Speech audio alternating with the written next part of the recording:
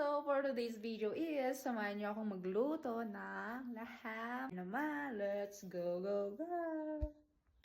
So, guys, mag-blend muna tayo ng tomato, onions, garlic, and bell pepper. So, meron tayo ditong karne ng tupa. So, ang una kong gagawin is, taba niya. Guys, lagay na natin. So, ilagay ko na tong taba niya. Tayin natin lumabas ang kanyang fat. So, ito yung gagawin nating mantika. So, nung lumabas na nga ang fat ng taba, ilagay ko na tong blender kanina natin. Garlic, tomato, bell pepper, and onions. So, hintayin lang natin lumabas ang kanyang aroma.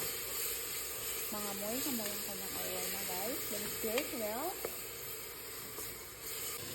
So, maglagay na tayo ng Arabic spices. Meron na siya dito fennel seeds, black pepper, cardamom, dried, then siyang garlic. Then, bay leaves, and dried lemon.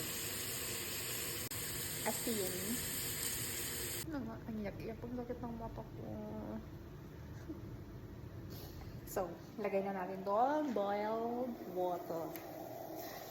Yeah. So, hintayin lang natin siya for 45 minutes. Depende sa inyo kung gaano kalambot or katanda ang karne. So, guys, after 40 minutes, ewan ko kung anong oras na ito. Nakalimutan ko na rin. Okay na siya. Luto na siya. Isa na natin, guys. Yes. Quiz. Basmati rice na nababad natin ng mainit na water. Yes. Dahil kunti yung tubig niya. So guys, ayan na ho siya. Nilagay ko na po yung basmati rice. Then hintayin na natin siyang maluto.